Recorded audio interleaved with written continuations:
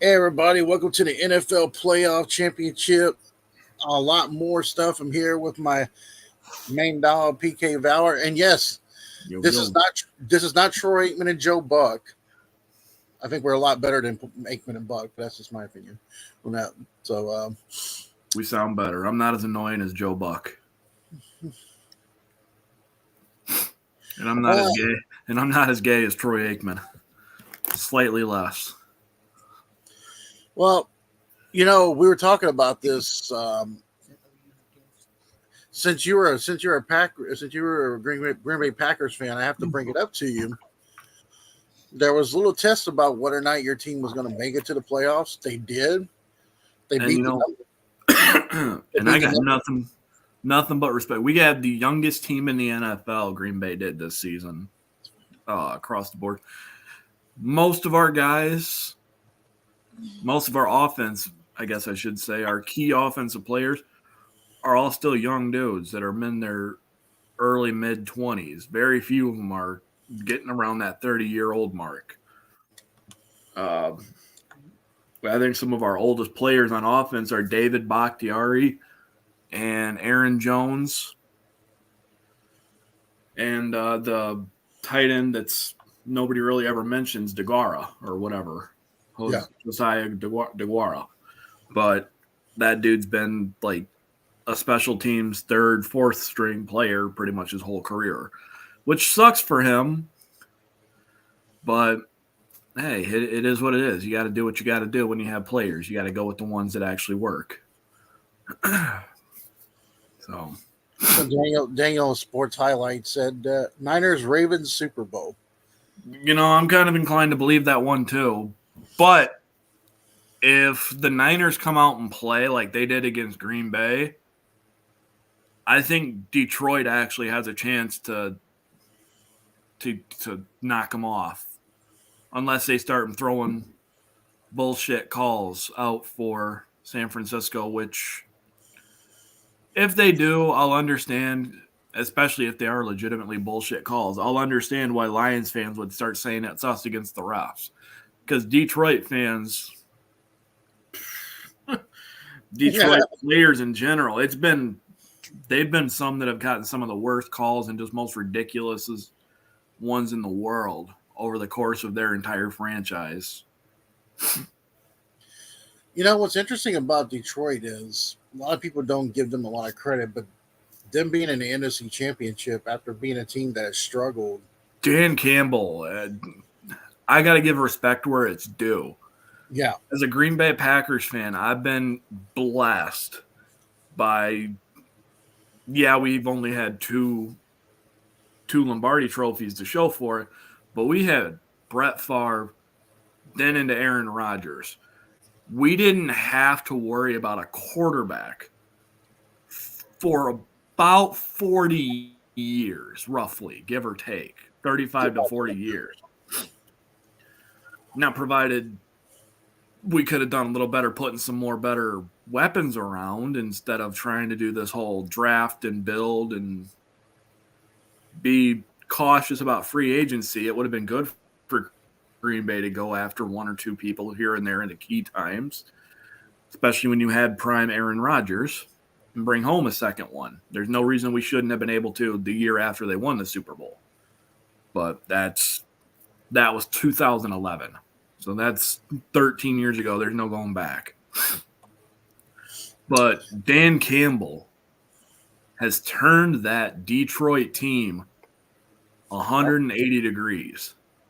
They were a laughingstock for years, and now they have one of the best NFL teams in recent years. They were decent. I don't want to say they were contenders last year, but they were decent last year, and I think with Campbell at the helm, they're only going to continue to grow. Hopefully, Green Bay with Matt LaFleur and the young team, they can continue to do that. I would love to see, as a Packers fan, I would love to see Joe Barry get the fuck out. And it's a lot, and it's not even because I hate them. Like, I don't hate the man. I hate the way he coaches because he refuses to make adjustments when they're needed. He would stick to one scheme And even if the defense was being blown out, he wouldn't make an adjustment. Matt LaFleur needed to just, look, this isn't working, dude. Change it. I would absolutely love, as a Packers fan, and I think this would be a great thing to see because it would piss a lot of people off, specifically from these two franchises. I would love to see them try to go after Lovie Smith as a defensive coordinator, which I don't think will happen because I think he's a head coach or he's a defensive coordinator somewhere. Or go after Leslie Frazier. Or, excuse me, not Leslie Frazier. Mike Zimmer. I can't remember if Mike Zimmer was a more defensive coach or offensive, but they were both for the longest time, they were both actually pretty successful, decent coaches for their own right when they had the right tools around them. Mike Zimmer used to coach the Vikings, right? Yep, he was the head coach of the Vikings. I know that they've also had talks about a lot of Green Bay fans were clamoring that they wanted to see Green Bay try to pull Wade Phillips out of retirement. It's been years since I've seen Wade Phillips coach in any shape, so I can't say that would be good or bad. But obviously Joe Barry's 3-4 defense isn't cutting it. Well, you guys did do some good things in that game against the Niners. You guys were getting to Purdy. Y'all were putting him on the ground. Yeah. Oh, yeah. We were getting pressure. They gave up bad play, big chunks in the wrong times. Sure. Yeah. They knocked, as horrible as this is going to sound, they knocked Deebo Samuel out of the game, which he's a hell of a player. Christian McCaffrey is another hell of a player. Not McCurdy. Well, yeah, McCurdy too. He's a hell of a player. But Kittle and Brandon Ayuk, those are all great offensive weapons. And Brock Purdy's only going to get better as he starts to age too. So, in the comment section, Monica Hill said that Green Bay will be for the win next year because the Super Bowl logo, like I told you, there's a little suspicious with these logos lately. Because back in the day when we watched Super Bowl as a kid, it just be the regular numbers, like the numeral numbers, and we didn't know who was going to make it. Yeah, now the shield has a little bit of like a color scheme to it every year. Like 2 years ago, they had the orange and yellow with Cincinnati and the Rams, and then they had a little bit of the Eagles, Kansas City last year. Now we're seeing the purple and red, and a lot of people think it's going to be the Niners and the Ravens. But what worries me, if it is going to be the Niners and the Ravens, if the Niners play against the Ravens or against Detroit, either team, like they played against Green Bay, they're not bringing home a Lombardi.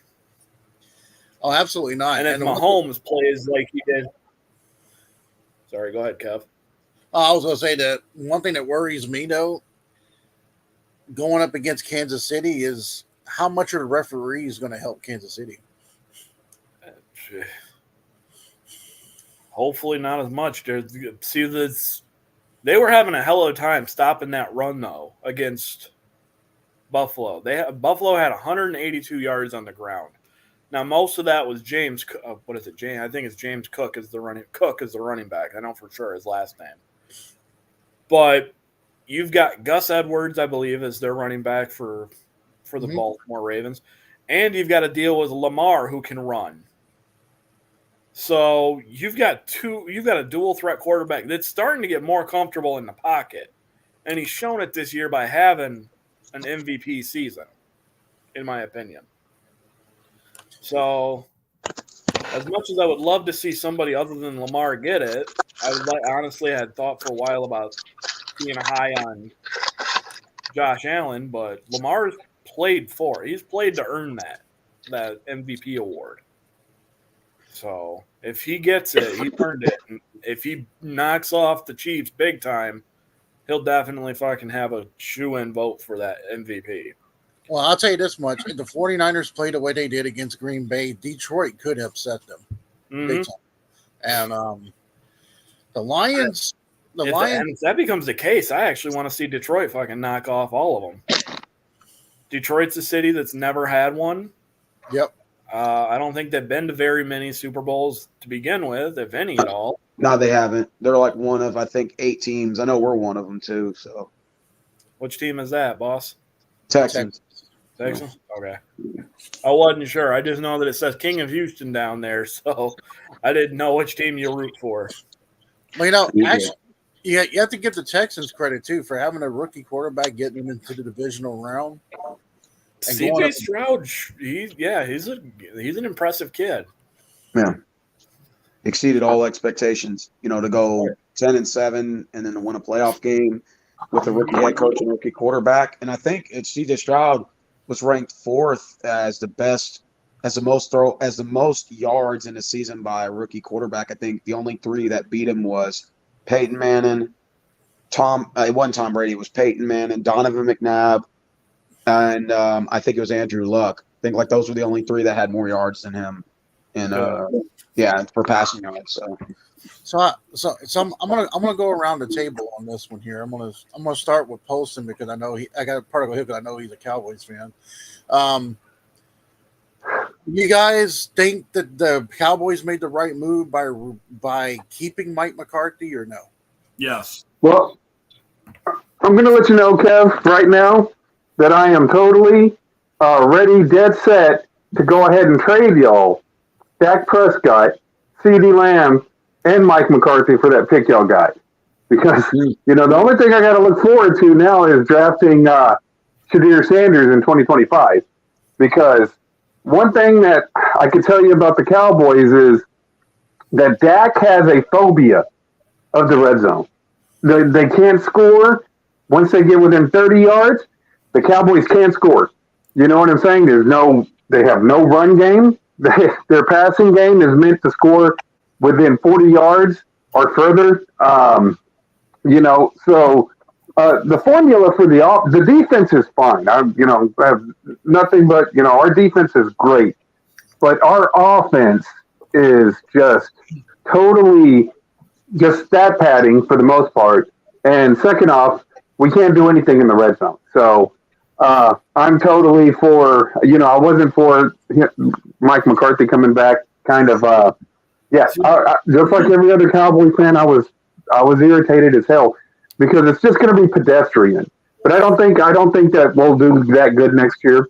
I think that we'll probably be like 4-13 because, the Overton window for the Cowboys is already over. This year was supposed to be the year. If we were going to do anything, it was going to be this year. So we know what we've got. The NFL knows what we have. So, it's stagnant. So, it's just frustrating as a Cowboys fan. Well, I have to ask you guys. Hold on a second, Kev. Let me address that. Sure. As a fan of a team that has been coached by McCarthy in the past, McCarthy's not a horrible coach. He gets a lot of flack because he doesn't deliver results. But the problem that McCarthy comes across, in my opinion, is the people above him, the management, the ones that actually call the shots, like the GMs and the presidents. In Green Bay, he had talent, and sometimes he would choke. But sometimes it was because we wouldn't surround our guys with the right talent, like we were talking about earlier, Kev. There were times where I think in 2011 or 2012, Green Bay could have gone after a couple of good other guys to help give Aaron Rodgers a few more weapons on the offensive side or the defensive side, because we really didn't have a run game too much in 2010, 2011, 2012. We had James Starks. Now down in Dallas, I'm high on Tony Pollard. I drafted Tony Pollard this year. I liked him. I was really excited for him to actually get a chance to run it without following Zeke, because I thought he was an explosive kid or explosive runner. But this is my opinion as not as a Dallas fan, but just as a fan of football. Dallas's biggest problem, I think, is Jerry fucking Jones. And that's part of the problem. But like I said, the deal with McCarthy, it's like you said. if you're going to go, that's why Green Bay has went deeper in the playoffs. That's why they're a little bit better of a team, is because they can run the ball. And that's been a consistency with Mike McCarthy. Even whenever he came in, it's just they go with the standard passing game, and it'll only take you so far. And in the playoffs, you're usually like one and done. So, see now, McCarthy was before he was a head coach and an offensive coordinator, I do believe he was a quarterback's coach. He was considered a quarterback guru. Almost like Clemence's in Green Bay, how he used to be like the mentor for Aaron Rodgers. Worked, I think, a little bit with Brett Favre, and now he's working with Jordan Love. And that was because Aaron Rodgers almost didn't really have a chance to shine, and when he did under the old regime before Mike McCarthy took over, it was mediocre looking passing, and then they got the guys that they had. And another reason why I say the thing that I do for them making the right choice to bring Mike McCarthy back is because he's consistently had the team in the playoffs. Yeah, like I said, he gets knocked off. But Dallas fans seem to, some of them, not all of them, and I'm not saying that you're one of them, Heel, but a lot of Dallas fans seem to forget that Jerry refused to fire Jason Garrett when Jason Garrett had horrible season after horrible season after horrible season, or mediocre. Like, it was a whole slew of mediocrity, really, in Dallas with Jason Garrett at the helm. And nobody was ever getting as up in arms right now as they are about Mike McCarthy, it seems.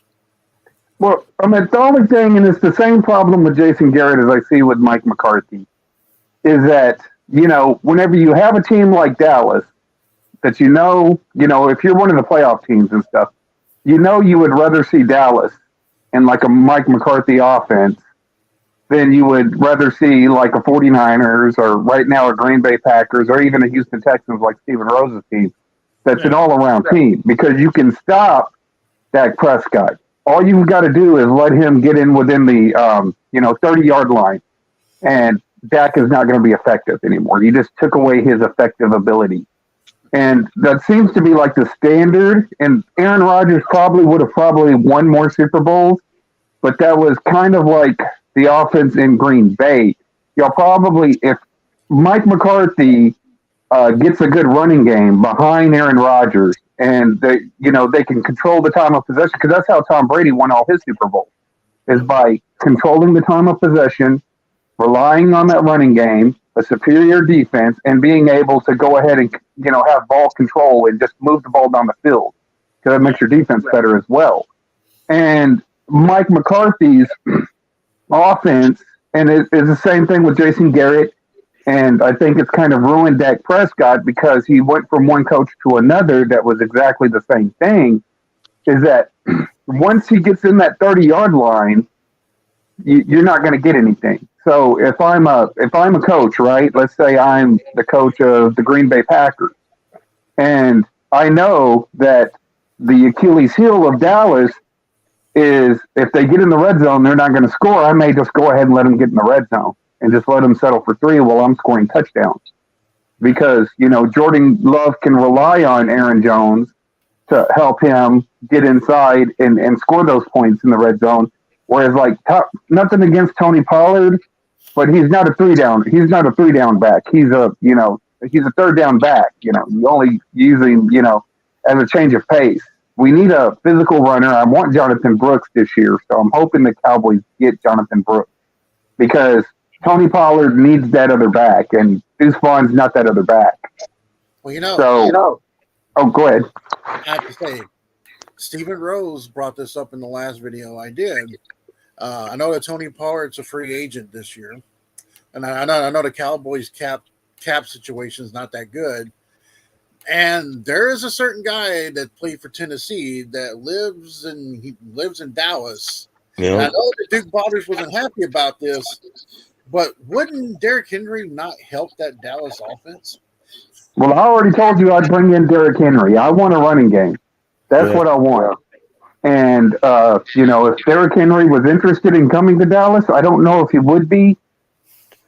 But, like I said, we got this back is gonna have. This draft is gonna have a lot of running backs in it, and if Jonathan Brooks comes out, man, that dude could be the running back for the future. But if I could get Derrick Henry, I would get Derrick Henry as well. Just somebody that could dominate the game on that side of the ball. Because I was saying at the beginning of the year, I said we're going to end up regretting it if we don't get one of these running backs that are out there, like Dalvin Cook. I think at this point in time, Jonathan Taylor was out there. Saquon Barkley was having issues. All these running backs were, reluctant to sign with their teams. And I was like, if we could get one of those running backs and we can establish a running game and be dominant inside the red zone, we can go deep in the playoffs with this defense. But you know what? Every Cowboy fan uniformly told me, Pollard's the goods. Pollard's will get us there. Pollard, and it's been stagnant. So I think that that's why I kind of was hoping Jerry would bring in Belichick, because Belichick is going to do like Jimmy. He's going to have a well-rounded team, whereas Mike McCarthy is, as far as like quarterback stats, he's pretty good, maybe as an offensive coordinator. But like as far as like a head coach, you need somebody that's going to have a well-rounded team, because that defense on Dallas is lethal. It's that defense should be up there, but whenever they'll run out of steam whenever the offense doesn't get clicking. So Steven, I know that your Texans, I know you didn't have really high expectations this year, but they got to the divisional round. Yep. What do you see going forward with C.J. Stroud and Houston? Now, I'm going to tell you before you talk, God rest his soul with camel toes, but I told him during the draft that they should have gotten C.J. Stroud over Bryce Young. And I told him, this is the reason why. And C.J. Stroud is going to be with you guys for a long, long time. So what do you think is going to be good for Houston going forward? Well, I mean, we already got a lot of pieces. I think if anything, we could just beef up the O-line a little more. Lamar Tunsil's getting up there in age, and he's not as good as he used to be. And we could probably replace like our center, and maybe we could beef up that defensive line a little bit. But other than that, I feel like we can. We have like most of the pieces already there. So I just think that we should just stay the course. Maybe we can get an extra running back. I don't know if Singletary is going to be free agent, or if they're going to want to get an extra running back to complement him, maybe in the draft. But I just feel like most of our holes are kind of filled. I think it's just congealing and making sure that the team works well together and to stay, of course, injury free. That's where I'm kind of hoping that this lands. But I just feel like DeMeco Ryans has this team fired up, every week, and they're willing. The only thing I didn't like is that they did kind of talk a little trash after the loss to the Ravens, and they were like, "Well, we're going to be a team to mess with for years and stuff," and you haven't seen anything yet. And I'm like, well, I like the confidence, of course. I like my guys to go out there and feel confident in themselves, but at the same time, every season is a new season, and coaches and teams they study the film and they start adjusting. And you see, like the Browns did that in 2020, where they're like, oh yeah, we're going to be making the playoffs every year, and they struggled. Jacksonville last year, oh, we're going to win the AFC South the next 4 years, and then they bombed this year. I don't want it to be like a Madden curse where we go out there talking soon and then teams start adjusting and then it bites us in the ass and we get a sophomore slump. With this, like 95% of rookie quarterbacks have a horrible second season. That's why I'm hoping that they don't, go too far over it. So two things. y'all need to get Trey Benson. Oh, what's that, Paul? I was telling Steven, I said they need to get Trey Benson out of Florida State. Oh, nice. Yeah, definitely. And here's something I don't want to mix in. I didn't want to mix in the wrestling thing with this, but I found out that one of the reasons why Tony Khan went through his little Twitter crazy was because right before the game between Jacksonville and Tennessee, Jacksonville already printed out their playoff tickets. And the Titans pretty much went, nope. But breaking news, thanks to PK Valor, the Tennessee Titans are set to hire Bengals offensive corner Brian Callahan as their next head coach. Wow. Just coming in on NFL.com. I will say this right here: whenever your franchise quarterback has to limp all the way back to the locker room because you loaned your carts off to AEW, it's not a good sign that you really care about your franchise. So, I think I'm the only one. Am I the only one in this group that picked the Texans to win the division? Yeah. Yeah. Probably, because honestly, I don't really ever pay attention to the AFC too often. I had Jacksonville to win. Well, I knew that whenever D'Amico Ryans traded off the Houston pick over the Cleveland pick, I was like, man, this guy's for real. He has confidence. So I knew I was going to go ahead and latch my hook on that train right there and say, yeah, they were going to win the division. And like I said, y'all didn't let me down though, Steven. Well, the one thing I do like about this hire that the Titans are doing, apparently they want to have a new identity because they didn't want they didn't like the old school method that me and you like, Prodigal Hill, like the whole control the clock, run the ball, stingy defense. A lot of teams want to just air it out and everything like that. My thing with this is that if Brian Callahan can bring in his dad, who's the O-line coach of Cleveland, if he can bring his dad with him, that helps that O-line that Tennessee definitely needs help with. I'm not sure what I think about this pick. I mean, I know he was one of my top fives, but I was hoping I did like Billy Stoic from Houston because he had that ties with Rand Carthon in San Francisco. But, Yeah. I don't know. I mean, we'll see what happens. I mean, I think Brian Callahan's been around this league for a while. I mean, his dad is obviously his dad was a legend in the game. So, Brian Callahan, his dad was what? Bill Callahan. Bill Callahan. That's right. Mm-hmm. I now, if you guys get Brian Thomas Jr. in the draft, or if you can't get Adonde Mitchell, then I think your offense will be set up pretty good because you got Will Levis over there, and I think that They got D-Hop you got too. my running back that I wanted. You're welcome for that, I guess. And Tajay Spears. Yeah. Tajay. Yeah, I was like, yeah. Well, I can't win for losing, can I? So let me ask you guys this: we got the AFC Championship, Kansas City, Baltimore. I've been through Maryland. We've been through Baltimore a few times driving, and not the nicest neighborhood in the world. But what do you think they're going to do to Taylor Swift when they see her in the stands? And I mean, do you guys think Kansas City has a chance, or do you think this is going to be a chance where Baltimore's finally going to knock that monkey off their back? I'll go first. Yeah, go first. No, go ahead and let your friend go first. The one up there. He hasn't really talked in a while. Let him go first on this. Yeah, go ahead, PK. Go ahead. Wait, what's up? Sorry, I was looking at something here. What's up? No, do you think Kansas City has a chance to beat Baltimore, or do you think Baltimore is finally going to come in there and if Kansas City wants to knock Baltimore off, which honestly I hope doesn't happen. I hope Baltimore wipes the floor with them just so that everybody shuts up with the Mahomes mic crap. But if the Chiefs are going to knock the Ravens off, they've got to learn to stop the run. They gave up 182 yards on the ground to James Cook, like we were talking about earlier, Kev. You have to contain the run if you're going to play against the Ravens because Lamar and his running backs will tear up chunks. Lamar is starting to get more and more comfortable throwing out of the pocket from what I've seen over the little bit through this season. So that's just going to make him even more of a dual threat, and you're not going to know if he's going to say, fuck this, I'm going to go with my legs, or I'm going to beat you through the air.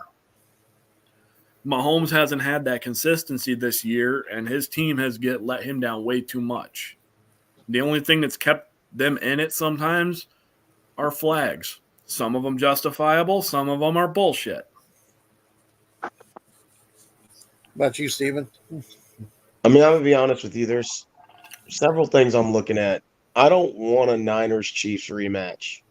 I don't, and I definitely don't want to see like.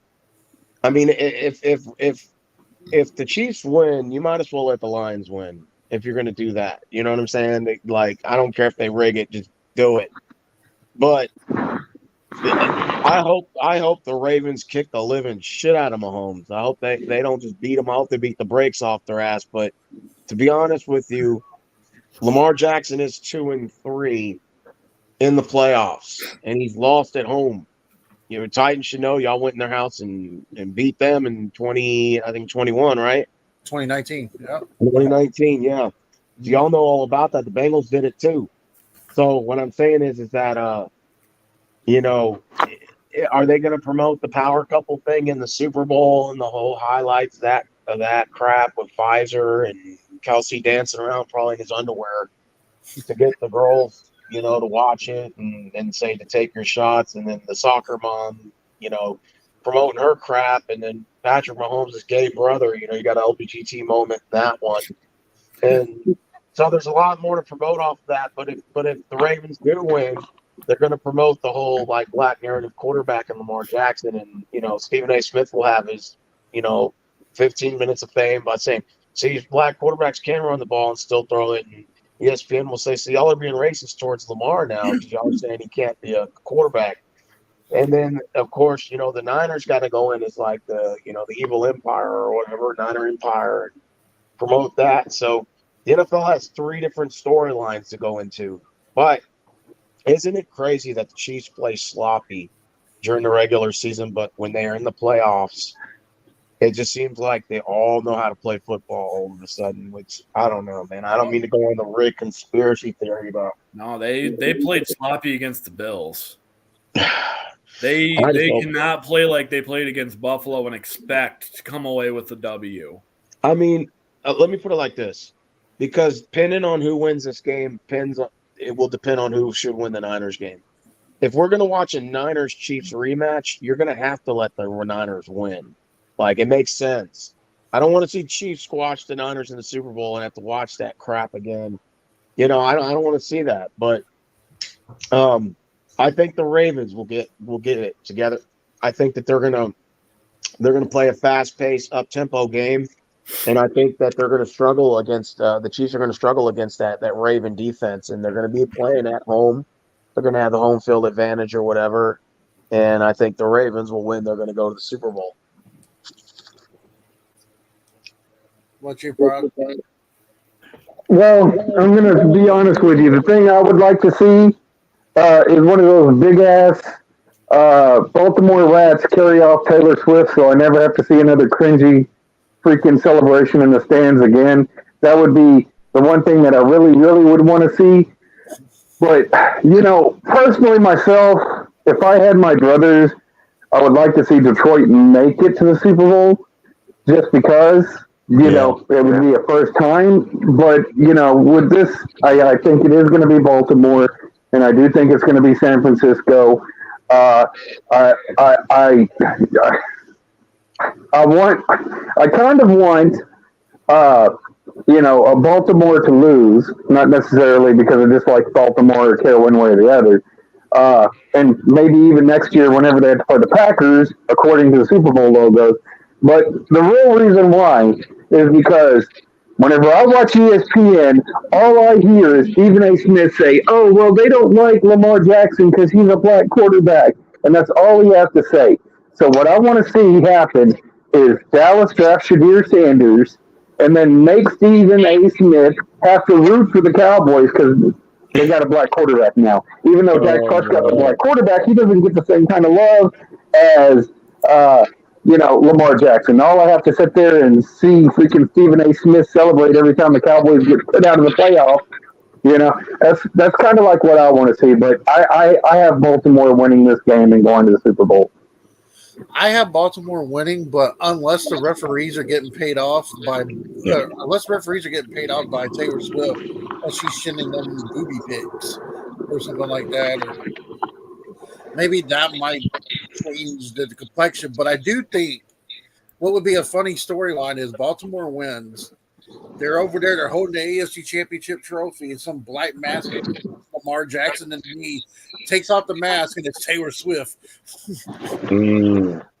I'm gonna send Undertaker over there to freaking Tombstoner then, and then I'll steal tell you this.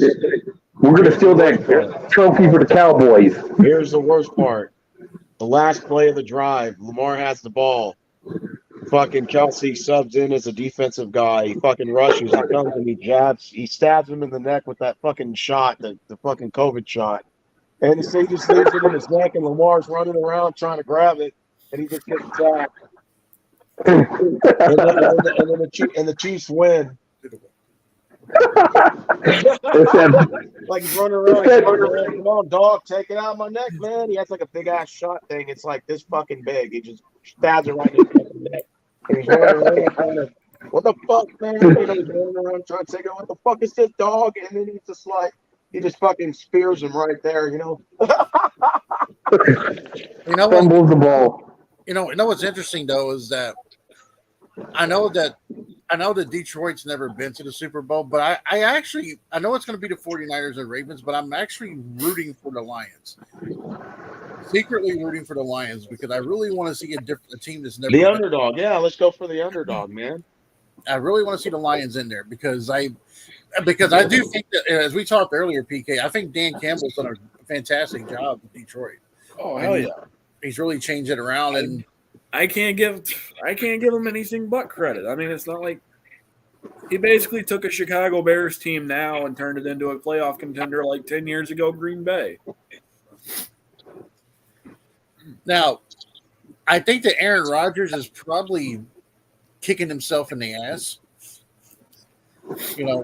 wanting to leave Green Bay, and then, first game, Bears is but that could have happened just as easily to Aaron Rodgers in Green Bay, in New York, in Dallas, New Orleans, anywhere he goes. It could have happened just as easily. That was just a freak accident that happened literally four snaps into the game. You know what they should have did in that Packers game? Like instead of Love throwing an interception, like fucking he turns around and Aaron Rodgers just runs on the field and just fucking sweet chin music's him right there. and then he gets off. He's like, "What do you think you're doing?" And then Rodgers goes, "You think I was gonna let you take over this team, boy? You ain't seen that yet, boy." But then Jordan Love has to counter back with him. I'm just turning into you. I'll have a good season. Get to the playoffs and then choke against the San Francisco 49ers. Yeah, Rodgers would be he would be the ultimate heel if he came in a screwed fucking Lambo and did that. He just fucking sweet chin music. Jordan Love. But here's the thing, though. Jordan Love answers back hitting the Canadian Destroyer. I'm telling you, Aaron Rodgers needs the CM Punk. He needs the CM Punk gimmick. That's what he needs. Yeah. Aaron Rodgers. Yeah. He's already doing it. He's already. He doesn't need to do it anymore. He already is. Yeah, on the Pat McAfee show, he basically is dropping pipe bombs like CM Punk. I just want to see him do it on the 50-yard line. That's what I want to see. Right in the middle of the game. I thought that shit was kind of funny when he did that shit because Jimmy Kimmel got all up in arms, only to find out down the line Jimmy Kimmel's one of his best friends was Epstein's like personal fucking chef. You mean to tell me, Kimmel, that you ain't fucking knowing something was going on? Whatever. You can go ahead and say that you want to sue Aaron Rodgers. You ain't gonna fucking win that one when shit like that comes out in Discovery. Would you take Packers fan, would you take a Super Bowl if the Lions play the Ravens or the Chiefs and they end up winning it, and then LaFleur comes out and just fucking cashes in his money in the bank clause? And they have to play the matchup right there, the rematch. So, like, he's got all of his team coming out, and the other team got fired. You have to play a whole new game. Detroit players would be fucking pissed. They'd be gassed already. It'd be like watching the first ever Money in the Bank cash in with John Cena and Edge. You got the champion there, bloody and battered and bruised. Just to come in and get hit with one fucking hit, and then all of a sudden, oh look, we took the belt. I think you got the Detroit fans going like, "Oh no, we suck again." It was us versus the refs. Son of a bitch. Dan Campbell, I can see Dan. You know, Dan Campbell's got the Stone Cold Steve Austin gimmick right now. That dude's like fucking tearing promos up, dude. After he got screwed by them boys and the refs, he started hitting the podium and shit, was grabbing chairs and shit. Did you guys see that promo that Jimmy Johnson dropped on the Cowboys on Fox? Really? He was fired up. He was like, "We need to start winning now and doing this." And, You know what? I would take Jimmy Johnson back as head coach. You know? Wow. yeah. I would take him back as head coach right now. You wouldn't even have to talk me. That's the last time they had a Super Bowl with Jimmy Johnson. Well, Yeah. they had one with Oh, Barry Switzer. Yeah, that's right. 95. Yeah. But he was just babysitting Jimmy Johnson's team, really. Ain't that crazy how Barry Switzer used to coach the Oklahoma Sooners? And that's a heel gimmick right there. Yeah, Man. and Let then me guys ask you this: y'all think Belichick goes to Atlanta, or you think Belichick goes somewhere else? I don't know, man. They Go away. Just go away. Enjoy the rest of your fucking life, Belichick. You got nothing to prove to anybody anymore. But at the same time, now you actually do have something to prove because once Tom Brady left your team, you sucked. yeah. well, You know, Barry Switzer used to screw the Longhorns over in the 70s whenever we would play them for our game, our Red River Rivalry game. He actually put his scouts on our side of the field, and he would sit there and steal our plays. And he was like, I know what I'm waiting for. You know what I'm waiting for? I'm waiting for the SEC. I'm waiting in college football. I'm waiting for SEC to find a way in the NFL as a division. Yeah. SEC yeah. the NFL. Like, hey, we're in the NFL now. Barry Switzer cheated his ass off against us multiple times, and he admitted it later. Like when he took the Cowboys job, they asked him in an interview, and he's like, "Yeah, I did." He's like, "Yeah, I did it." He's like, "What took y'all so long to figure it out?" He's like, You know who would be the perfect heel coach for Dallas? If they would have brought in Jim Harbaugh. Jim Harbaugh was the perfect heel.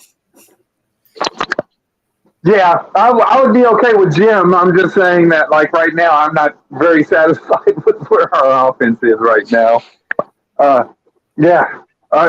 Fucking bring Jim in. Jim would be like a fucking Bret the Hitman Hart or something, a heel Bret "Oh Hart. hell yeah!" Or Jim. What was that one guy with the microphone or with that loudspeaker? Mouth of the South, Jimmy Jimmy Hart. Hart, the Jimmy megaphone. Hart, Yeah, Yeah, he'd be Jimmy Hart, man. Jimmy Hart. That don't would be think- cool, man. I honestly don't think that Jim Harbaugh would be a good fit for Dallas. He's a defensive-minded coach. You guys have a good defense. You got a good defensive coordinator. You just need a better offensive coordinator and the better offensive players that can be like what you said earlier, Healy. You want that bruiser-style running back like Derrick Henry or a young. That's if we keep Dan Quinn, because Dan Quinn may take the job in Seattle. Oh, wow. That's if he gets it though. He ain't the only one in the running. I mean, you know. But yeah, if Dan Quinn takes that job, then sure, Dallas should go after Jim Harbaugh and try to bring him in as a head coach and find a better offensive coordinator and let that offense or demote Mike McCarthy to offensive coordinator. Even though his play calling is kind of what got some of that fucking problem is. But Yeah. then the $1 million question after that is do you spend a second, third, or fourth round pick and go after a young quarterback and get ready to get rid of Dak? Well, you know what you got to do is that if you get rid of Dax, you have Trey Lance as their backup. But there is a guy who's going to be released this season who could probably resurrect his career in Dallas if they got Russell Wilson. I was going to say, don't you goddamn say Ryan Tannehill, because everybody says the resurrection of Ryan Tannehill. Ryan who? Yeah, exactly. Yeah. Wait, At this point, I'll take Malik Willis. Oh, hell. Oh, good lord. Well, actually, I think Dallas should give Trey Lance a chance. Actually, I think so too. Yeah, I honestly, mean, because the kid didn't get a chance in San Francisco. he got the rug cut underneath him. He was a third round pick, and essentially he was slated to take over Jimmy G. Then here And comes Brock Purdy. yeah, and they didn't really ever give Trey Lance a chance before. Yeah, there we go. There's the next slogan for Dallas fans to do. Give Lance a chance. I know Duke Fathers would be all over that. Oh yeah, Duke would definitely be over that. And I'm still trying to get him to do that. He told me that he would let me know his schedule, but I think I am going to try to get that debate between you two, Prodigal Hill, about whether or not to have Derrick Henry on the Dallas Don't want to be a fly on the wall on that one. on the side or not. Because I actually told him, I'm like, look, this is what I told him. It I'd shocked be him. too worried. As with Derrick Henry becoming a free agent, to me, if I was a head coach or a general manager or something, I'd just be nervous about the wear and tear that he's had on his body already. I mean, he's been one of the heavily featured backs. He's been expected to carry that offense in Tennessee for so long. I don't know if I would. It would have to be one of the like a real team friendly deal if I was going to bring Derrick Henry in, because I ain't going to pay a guy like Derrick Henry if I'm a GM 10, 12, 14 million dollars for essentially, as much as I hate to say it, because he's been consistent, for damaged goods. I think he would have stayed in Tennessee if Mike Vrabel would have stayed. I believe there would have been possible. There would have been like a restructure, and I mean, I'd love to see him come up to Green Bay on a team friendly deal because well, you guys have what, Aaron Jones and AJ Aaron Jones and AJ Dillon are both unrestricted free agents this year. Or Jones is, I think, or excuse me, not Jones. Dillon is, and I think Jones they might trade or cut just because of his cap hit. But Jones is also getting up there. He's turning 30 or 31, something like that. He's getting on the north side of where a running back is really at their peak, and they start to go downhill unless you're fucking Derrick Henry or Adrian Peterson. Well, here's the thing, too. I watched an episode of there's a former Titans Taylor Lewan does a show called Busting with the Boys. I can't stand that fucking dude. And he's such Derrick Henry was on the show recently, and he admitted that they were going to trade him during the season, and two of them were AFC teams, and one was an NFC team. And he said one of the NFC teams had a stellar defense, and one on the AFC would have been a superpower team. I think he was talking about the Ravens and the Cowboys on that part. It's possible because that NFC team sure as fuck won the Green Bay Packers. Well, I can tell you this right now. It gets frustrating whenever I put together draft boards and then everybody, like Tennessee, takes up my running back, Tajay Spears. Freaking Kansas City takes my cornerback in L'Jarius Sneed. Freaking Seattle takes my other cornerback and Tariq Woolen. Freaking all these freaking Stevens team takes up two of my offensive linemen that I wanted in the draft. And, it's all these other teams who will benefit off of me doing a draft board.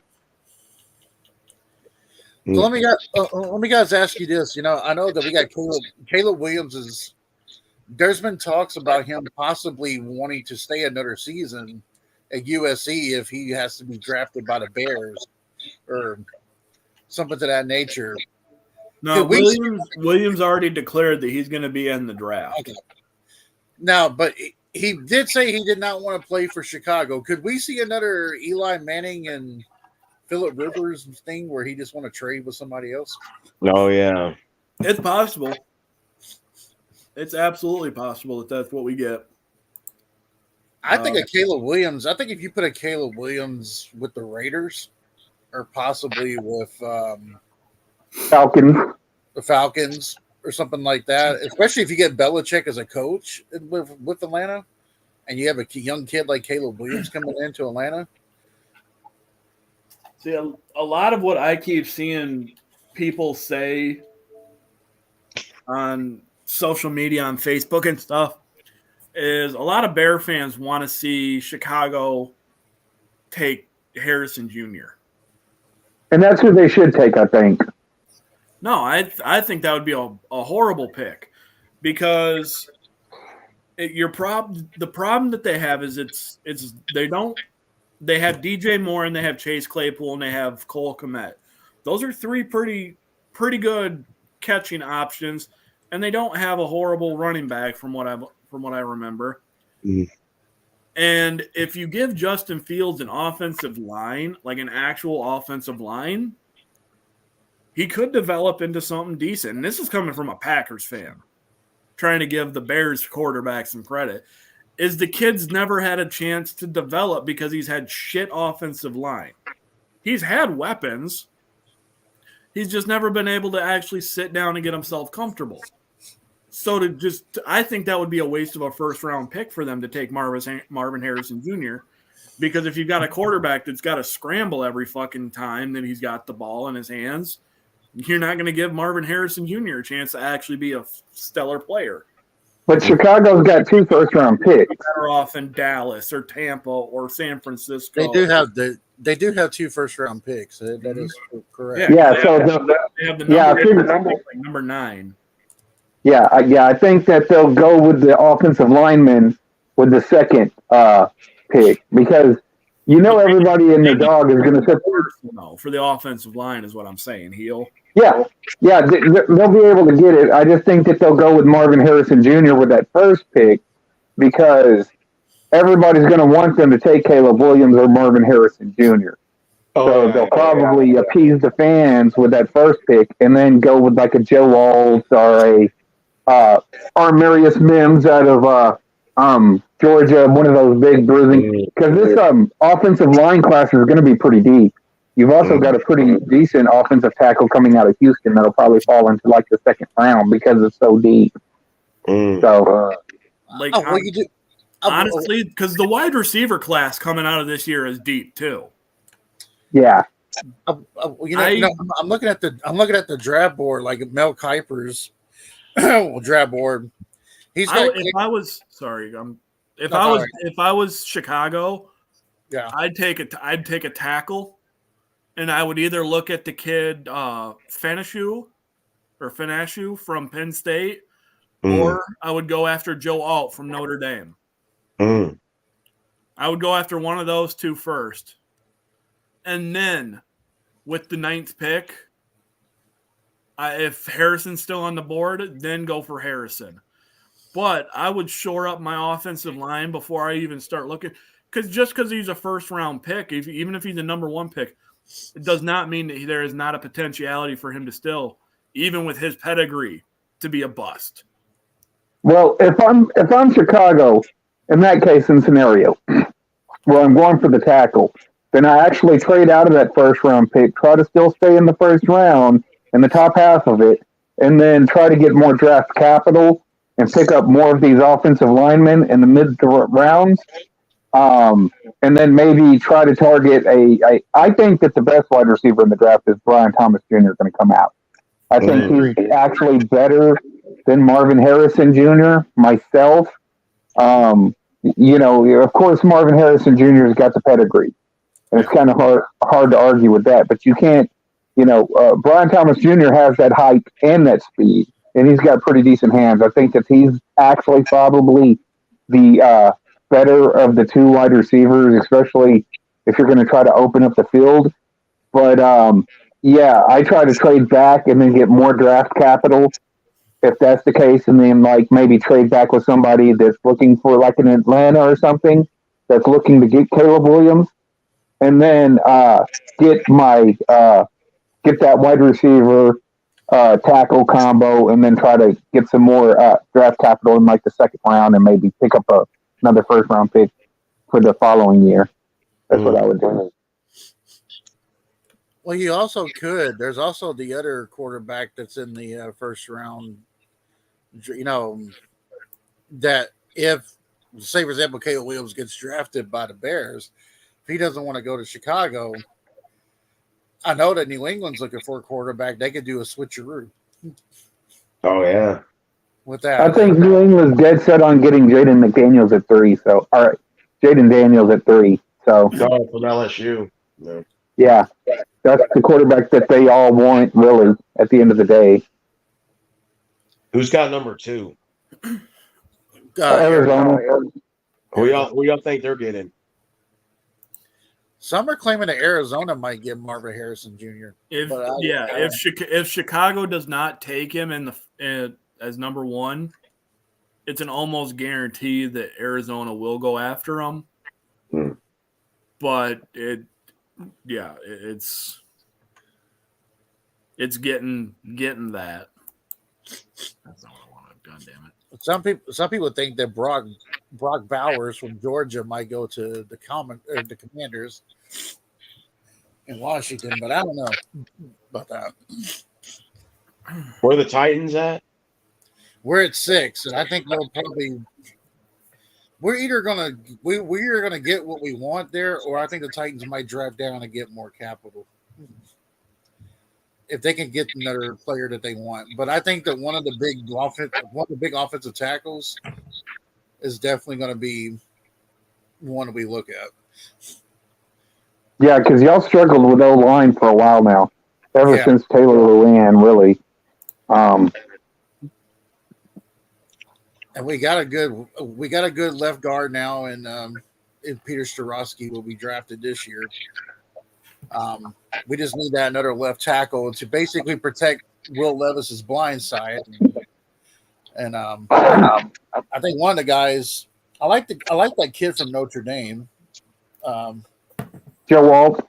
Yeah, he looks like a really good tackle to have. And if there's a chance of whoever's on the board, I think the Titans will get who they want on the board. But here's the thing. Now, they said this on the sportscast here. If Marvin Harrison Jr. is sitting there at 6, and you do need a left tackle, but if he's sitting there at 6, do you as the Titans feel froggy to make the pick? Mm. And you got one of the best players there now, and then you need a need. But but I look at it like this: if they get some free agent help, which they got one of the biggest cap spaces in this year, if they get some help in the offensive line, I can see them taking a guy like Marvin Harrison at number 6 if he's still there.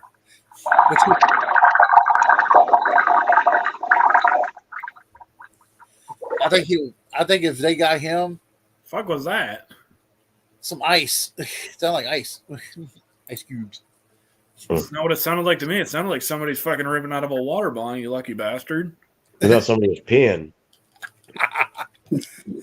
Now you know what's interesting? I've thought about this. We've never seen a WrestleMania in Green Bay. Wouldn't it be we ever had a WrestleMania at Lambeau Field? Oh wow. It would be too fucking cold anymore. Yeah. What about that? WrestleMania there? The closest we will get is a dome. So that I tell you, that's something that really befuddles me is all these cold weather places have open stadiums and all the fair weather places have domes. Mm-hmm. It just befuddles me the way the NFL works. Well, what's weird is the Titans' new stadium. It's supposed to be one of those ones where the stadium can open up up top. They can close and then open up. And I'm like, I like the outdoor cold stadiums. I do. Yeah. Honestly, What gives an advantage, Sometimes that outdoor stuff sucks though. Like when you got that 1.5 of snow in the Bills stadium. Yeah. See, that's what I'm looking at is when they have to cancel games for it. Hey, I'm curious, Kev. Has Nashville ever had a WrestleMania? No, we've had a SummerSlam, but this new stadium we're supposed to get, apparently WWE is looking at us for possible. Oh, WrestleMania, 44 or some shit? Yeah, something like that. Oh, that'd be cool. We've had a SummerSlam, but that's as far as it's been.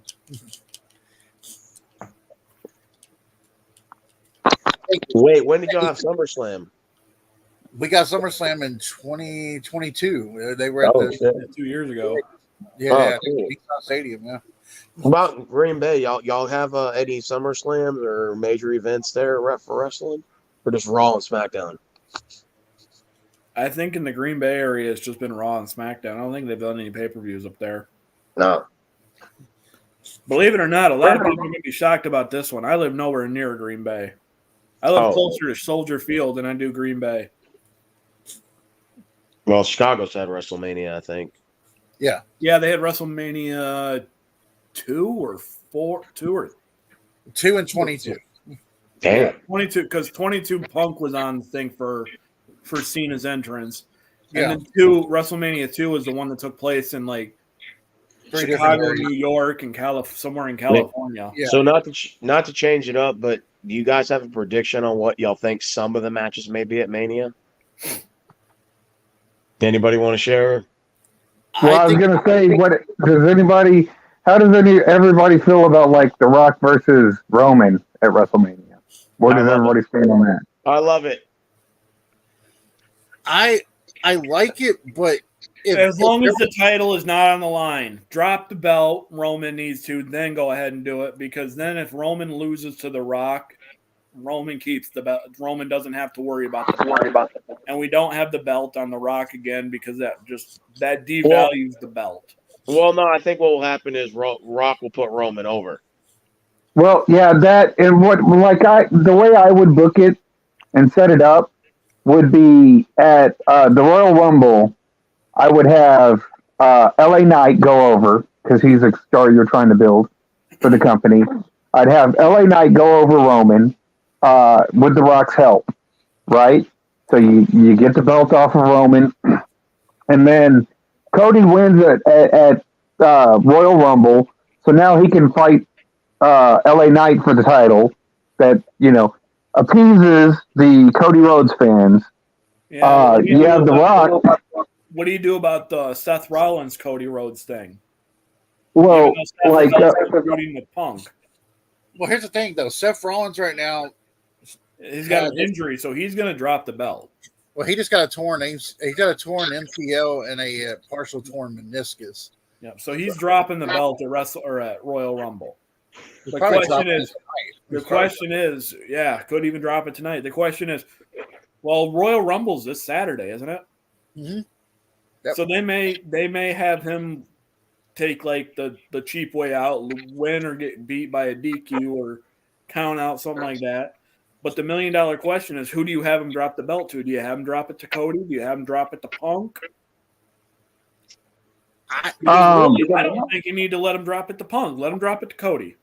Let him drop it to Drew. I think what would be interesting is if the world title goes the Raw world title goes vacant, and whoever wins the Rumble is the world champ. Well, like I said, the way that I would do it is I'd have LA Knight go over Roman, and then LA Knight join the Rock stable. Now, Rock is the manager type, the Paul Heyman guy for the group, but the Usos end up turning on Roman. So you have and Solo turns on Roman. Everybody turns on Roman, and it goes under the Rock. And LA Knight is the Rock's champion. So LA Knight feuds with Cody Rhodes. Go ahead and give the other Seth Rollins title to CM Punk. Let that be its own thing. What I would do is I'd have LA Knight end up messing over Cody Rhodes, and I would have Cody form an alliance with Randy Orton, bring in Bobby Roode, and then they kind of reform that. You remember whenever they had the Legacy thing with Ted DiBiase? Yeah. Try to form something like that and have them feud with the new Rock as the head of the table. His champion is now LA Knight. That way you're doing something with all of them and you're not wasting anybody's potential and whatnot. Wow. Because that's how I would do it. But I can say the only problem with that one is that Roode isn't cleared to compete. Roode is essentially retired. I didn't know that. He's been hurt for a long time. He's a backstage role now. Hey, so who would y'all get winning the Rumble for the I men can and tell you women? this. Well, I can tell you what you answered your question earlier, Steven. one match I can already see being a set is I can honestly see it being Becky and Rhea Ripley for the women's title. Okay. I got that one I can think is probably a lock. The thing about The Rock though is if he would have came back last year when they had the whole bloodline and it was red hot, that would have been the most perfect time to do it. But if you're going to do The Rock versus Roman, it has to be without the belt. Yeah, Yeah. definitely. We all agree with that. Yeah. I mean, I think that's the way to go for that. Now, as far as the CM Punk situation, if Seth Rollins, it all depends on what grade level the MCL injury is, because if it's a 2 or 3, he's got about 12 or 16 weeks to get hit. You can still do a thing where Damian Priest cashes in and has the world title, and then maybe there's an elimination chamber match in Australia. Punk wins that, or Punk wins that. Cody wins the Rumble. I think either Punk or Cody's going to win the Rumble. One of those two is going to win it, or secretly The Rock wins it. Wow. I would be absolutely pissed. Okay, Now, let me ask you guys this. I do know another match that's a lock is apparently they're going to do Gunther versus Brock Lesnar. Oh, From what I understand, Gunther's hurt too. Yeah. Well, I'll tell you this. I'm a big Rock fan, but with that being said, whenever I saw him in the ring with Jinder Mahal. Jinder Mahal, he was, he looked like he didn't have any business. Like, he's not that guy anymore. That's going to be able to do it in the ring, which you're going to need. But as far as like a mouthpiece and to help get like an LA Knight over, which I'm really high on because, I don't watch a lot of wrestling anymore, but LA Knight's one of those guys that you're going to tune in to see what, he's going to say and what kind of feud he's in. He's just got that command presence, and that's kind of like what WWE needs. And like I said, what I would do is I would have, The Rock kind of like mentor LA Knight in the stable, and then I'd go ahead and say, okay, Roman, we're going to give you some time off.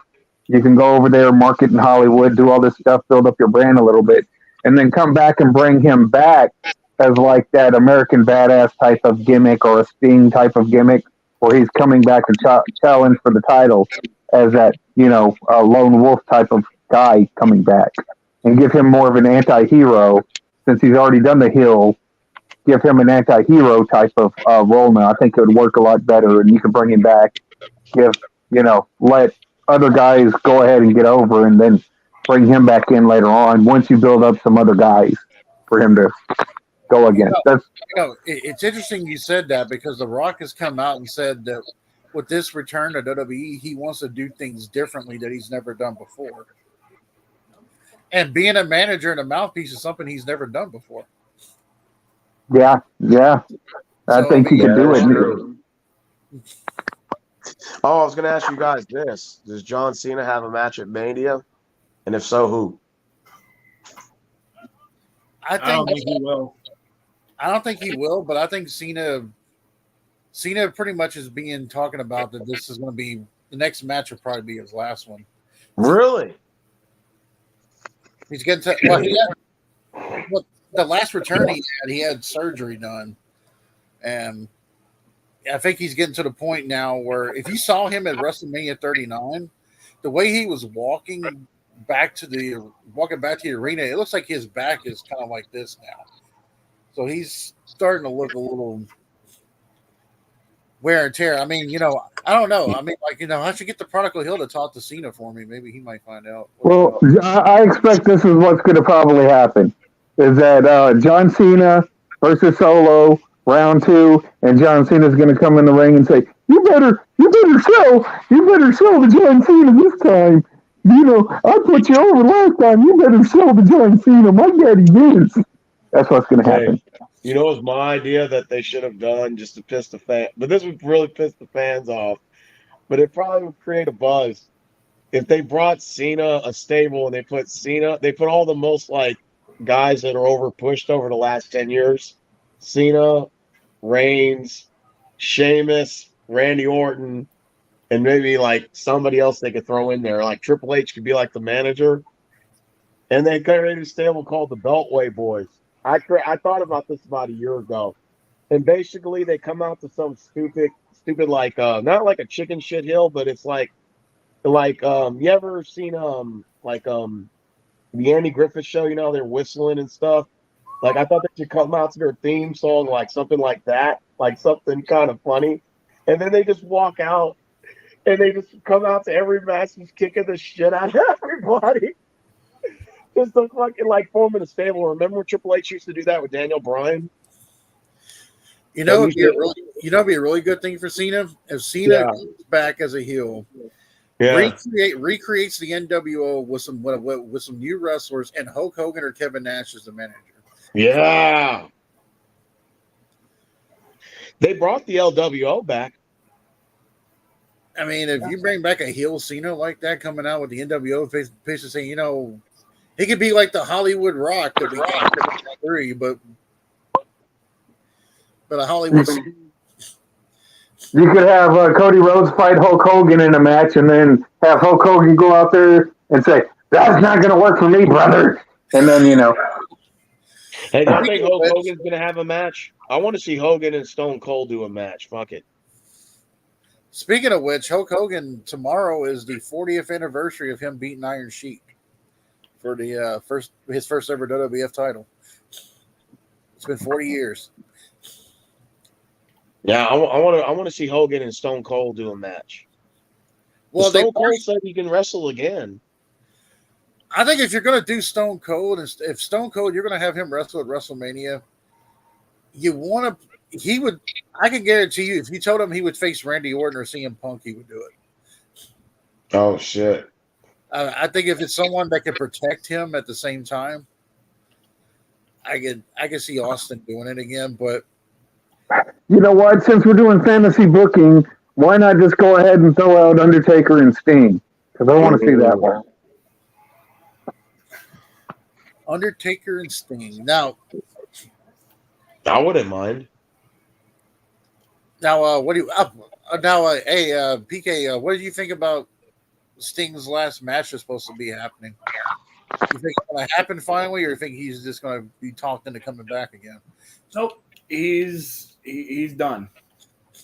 Sting is done. He will be done. So he has no more matches left, right? His last match is sometime in the next few months, I believe. Yeah, AEW, right? Yeah. Who's he fighting? That's Right I don't now. know.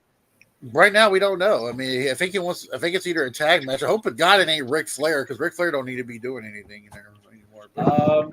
I'm hoping it's not the 4-man, the 8-man tag match that just happened recently.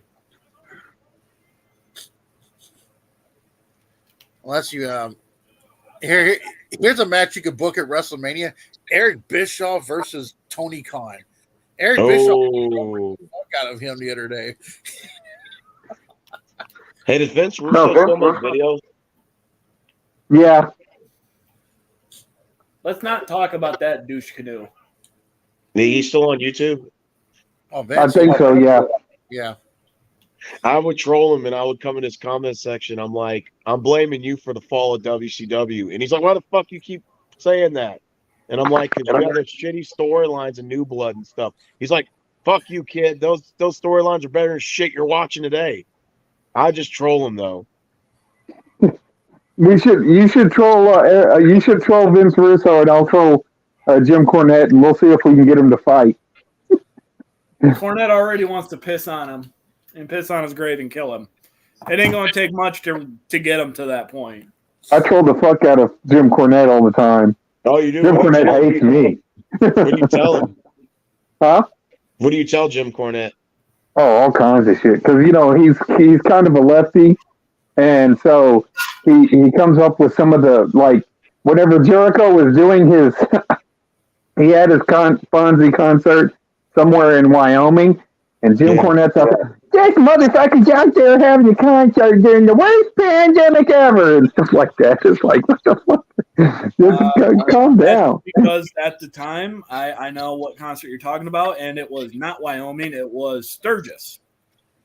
And that's because we didn't know what the fuck was going on yet, and it was literally assholes to ankles, elbows, fucking standing room only. And come to find out, we're still getting sick and dying. They were, it may not be as serious as what it is, what a lot of people blew it up to be. But at the time, we didn't know that shit yet. But you look at the news and they were doing these BLM stuff and nobody says anything. He didn't say anything about the BLM stuff that was going on. You know what I'm saying? And it's essentially pretty much the same thing. So I mean, I just, it's all that. That's why I had to turn off the media, because it's all paranoia. I had to work through it. I don't know if you guys want to talk about this or not, but what are y'all's thoughts on the whole Chris Benoit thing? Since we're talking about wrestling. Oh yeah, you wanted to hear about my theory behind that, didn't you, PK? I did. Yeah. Okay.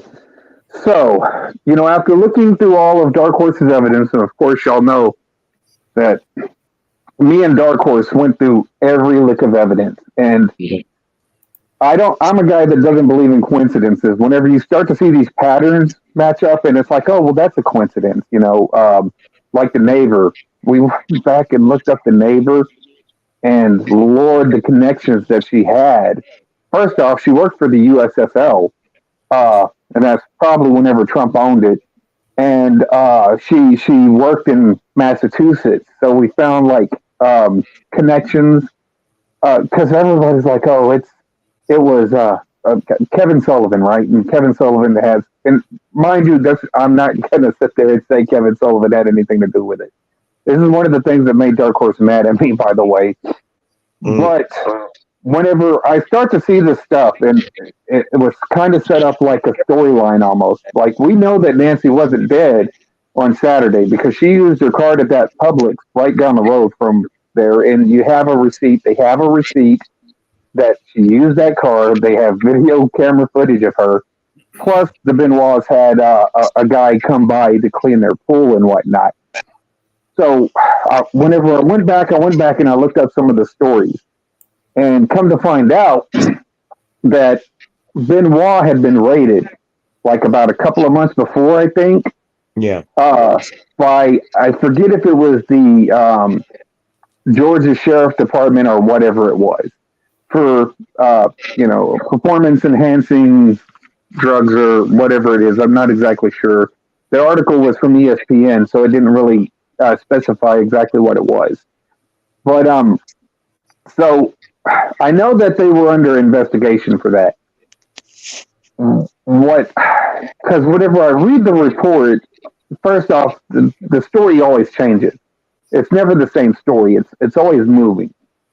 And they said that Nancy had died either Friday, that Daniel had died Saturday, and then Chris Benoit had committed suicide on Sunday. Wow. So whenever I looked at the police report, when they discovered Daniel's body, it was, from what their report says, rigor mortis hadn't set in. So that's why they say that Chris Benoit had the brain of an 80-year-old with dementia, is because he was found in the gym, supposedly, and like I said, this is according to the police report. And so he had probably had the most deterioration. I'm thinking that he would have had to have been the first one killed. Nancy was pretty much, this is according to police reports, that she was rolled up in a rug. So she probably had the second most deterioration. But whenever they come across Daniel, they said they thought he was still asleep. So that means that he didn't have any decay on him. That means that he didn't go through that process yet. So if they just thought he was asleep, that means that if he died, it had to have happened moments before they came in. There isn't really enough evidence to support really what happened with the Benoits. But whenever I go back and I look and see, we look and see that WWE set up that they set up that 3 hour show for the Vince McMahon memorial. You know what I'm saying? And like I said, I don't believe in coincidences. They reserved that time slot way before the Benoit's bodies were found for a memorial. And they did the memorial, and then after that, they said, we're not going to show the Benoit's anymore.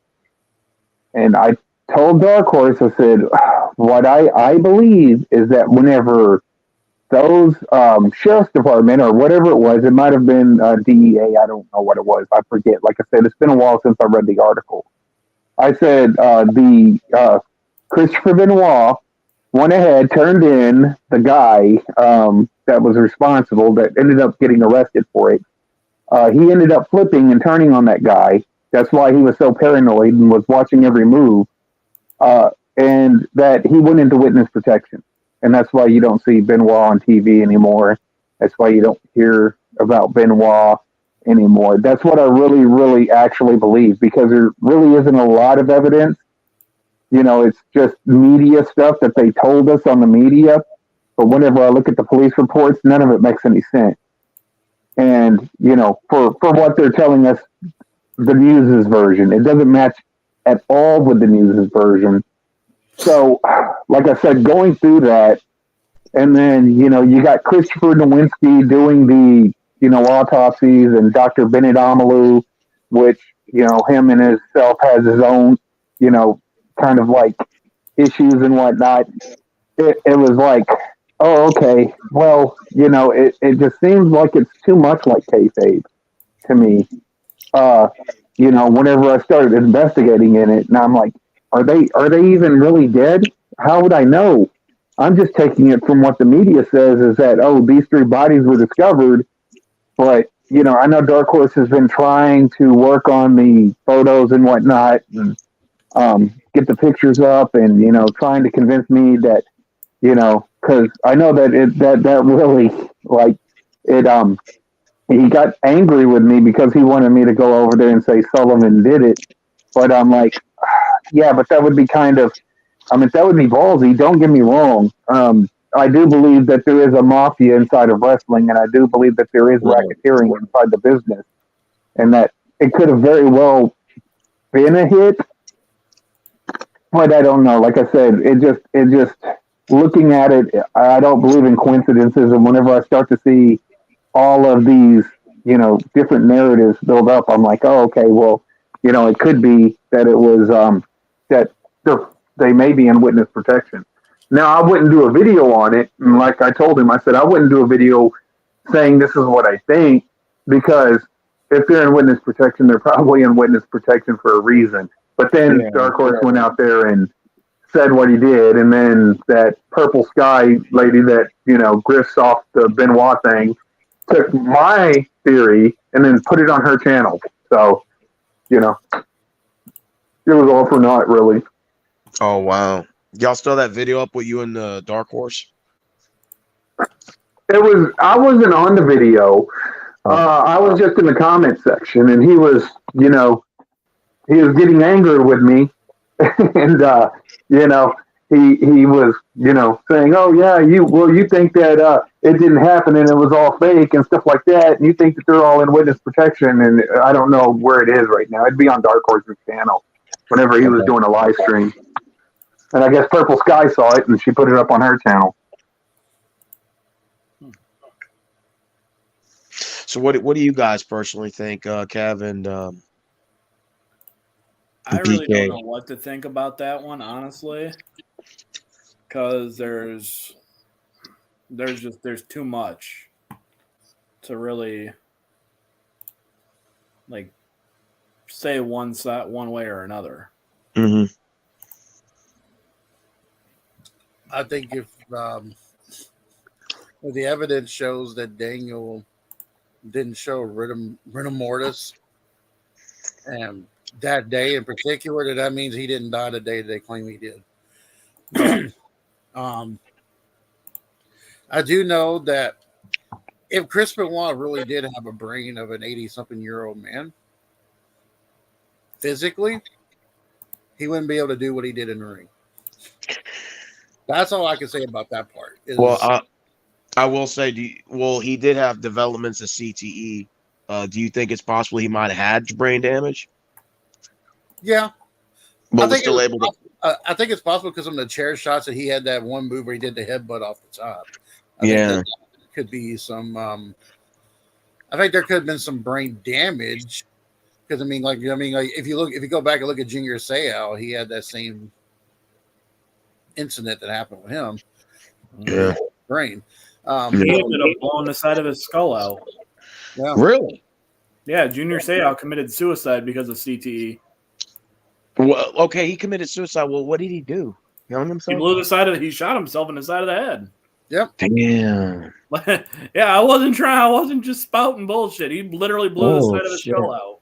I didn't even know that, bro. I knew he died. I just didn't know it was by shooting himself. I thought maybe he had like a heart attack or something. Oh shit. No, he blasted himself. I mean, Damn. I will say though, I do feel bad for Benoit's oldest son because his oldest son's trying to make it in this business. See, and the problem with that, as much as I want to see the kid make it or the guy make it, I don't know how old his first kid is he's shooting himself in the foot by that one by what he wants to go by.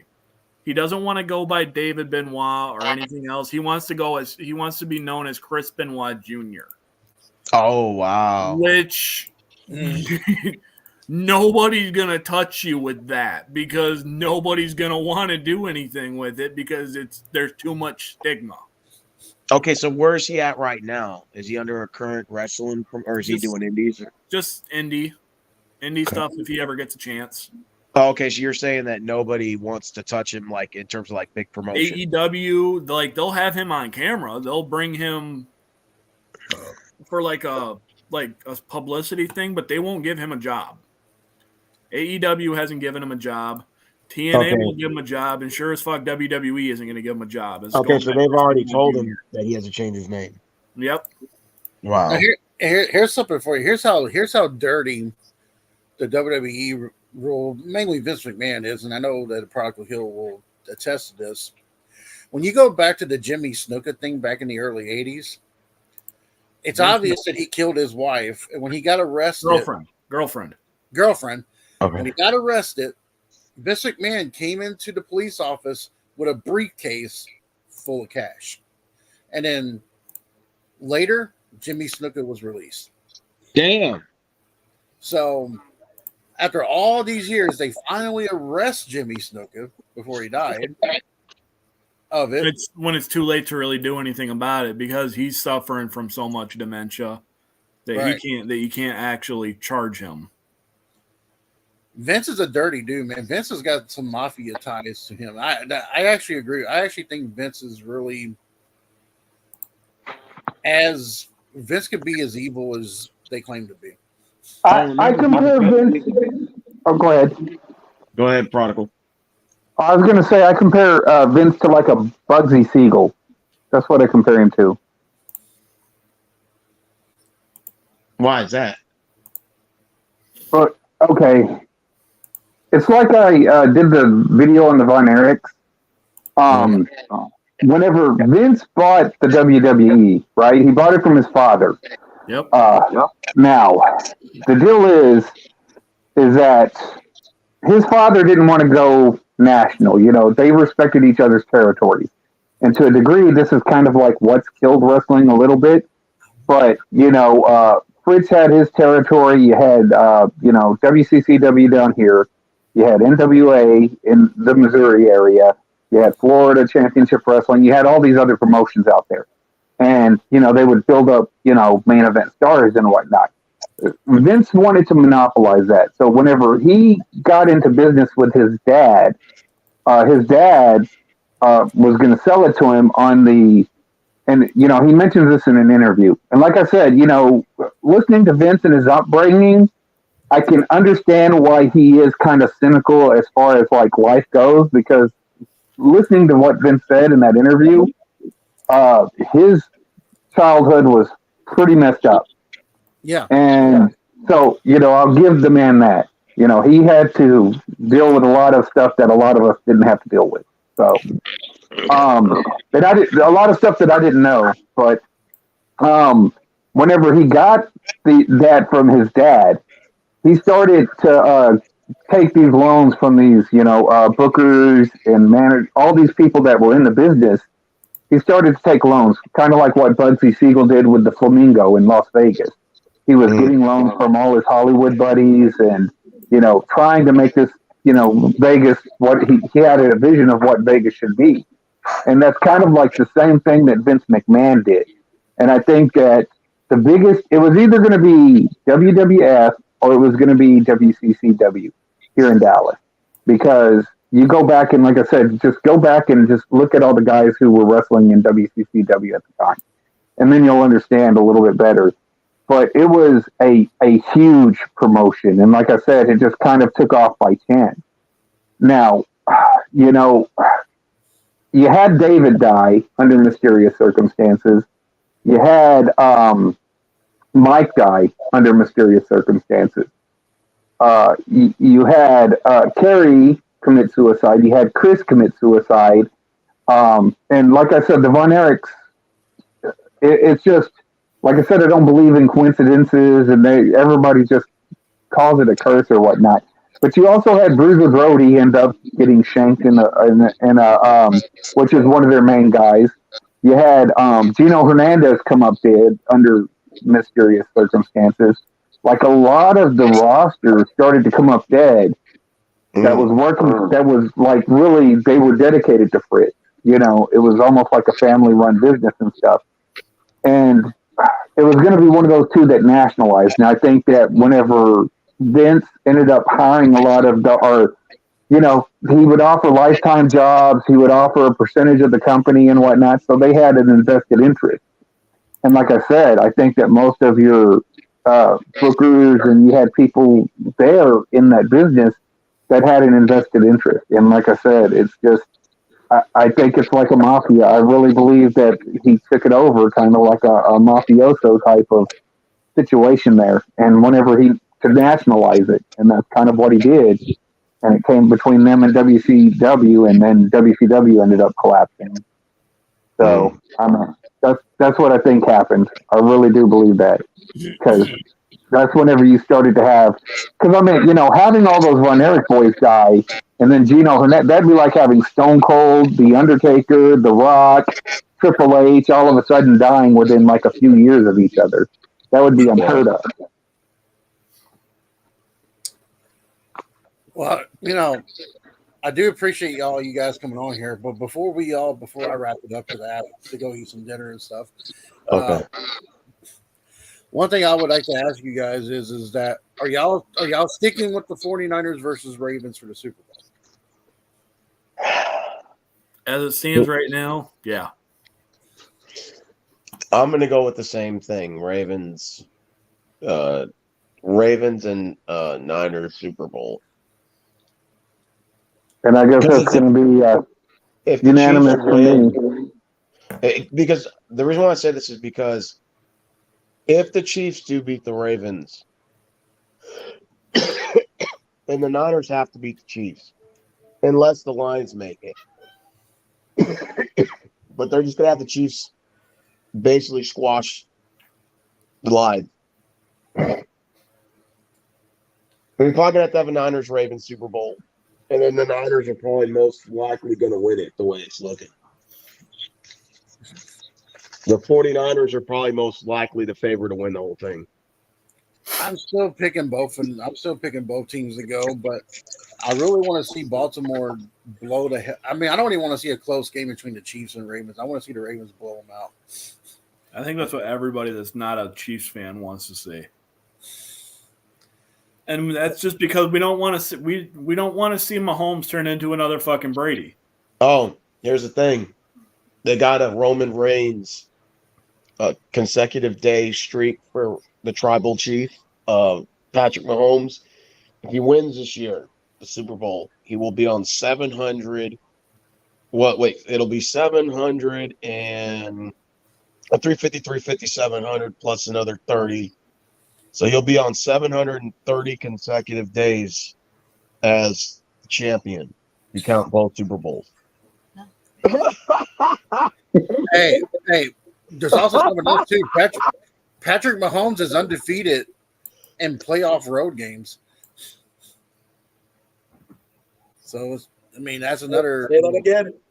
Patrick Mahomes is undefeated in road games in the playoffs. Well, it should be the Cowboys then at Dallas Cowboy Stadium, AT&T Field. That way we can go ahead and, have a streak versus streak. Yeah, here's the thing. And if he wins this year and he goes 765, right? That'll be 765 consecutive days as the champion, the tribal chief, Mahomes. Now you got to add another 365 because in order to crown a new champion, we got to wait another year, right? So then that means if he wins the Super Bowl, you now have to add 730 plus 365. That if he wins the Super Bowl, that will now put him at 1,000.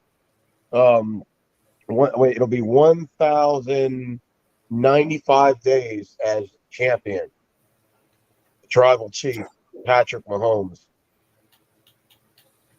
So every Super Bowl he wins, you have to add another 365 to it because it takes another year to determine a champion. So you'll still be the retaining champion. This year's a leap year. I wonder how many referee cocks that Taylor Swift's going to have to cluck on. Hey, what if they win? What if they win the Super Bowl and they do a sex tape like right in the middle of the field? They're like, once Roger Goodell comes out there and he's like, "Hey, this is pretty much good enough for a sex tape right now. How would you guys like for an extra $5 to see Travis Kelce naked, taking on Taylor Swift naked in the middle of the 50-yard line?" Well, I think it'd be Taylor Swift and Patrick Mahomes' wife on the sex tape. Oh shit! And she's already got a song written about him, probably already. It's already happening. She probably made the damn song before she got with him. Yep. Hey, check this out. Do you think that Taylor Swift gets a ring after they win if they win the Super Bowl?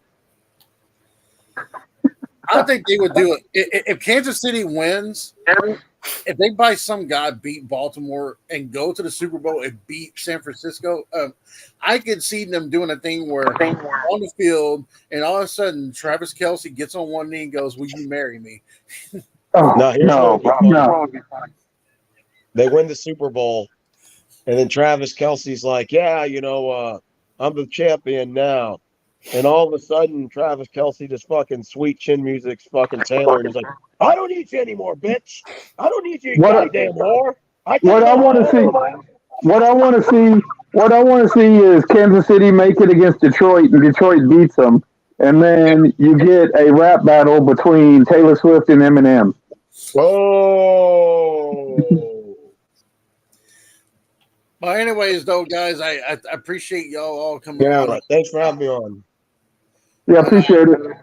So we're all sticking with the 49ers and the Ravens, ladies and gentlemen. You can post your comments down below. Let us know who you guys think. And if any of you are Taylor Swift fans, I don't apologize for what I said. So I'm just going to go ahead and say that. And tell us who you think has the biggest cock in the NFL. Talk to you later. Bye. Yep. All right, you guys. Anything else y'all want to say before we go? I'm good, guys. All right, Travis Kelce's going to turn heel. And he's gonna deny Taylor, and he's gonna say the only ring I got is the Super Bowl that I need. There, you goddamn whore! I did it on my own. I never needed you. It was me, Stone Cold. It was me. Dude, I'll laugh my fucking ass off. They pull some fucking stunt like that. Oh, dude, I'm telling you, man. It looks like the referee's got a new feud going on with you guys since they threw 7 freaking flags on you in the first 5 minutes, I think. Yeah, they were just throwing flag. They waited after a couple of plays to throw a flag. It was an offensive holding called on us, and the ref was like, the two refs were talking, and the one in the back judge runs up and he's like, Oh yeah, the flag was back there. I just forgot to show you. And he's like, okay, well there's a holding on that guy there. I'm like, what? That's Yeah, I was watching. Yeah, I was watching Tom Grossi, and Tom Grossi was talking about all the flags. Yeah, And he goes, yeah. no! I was like, I oh. wanted to say, what do you think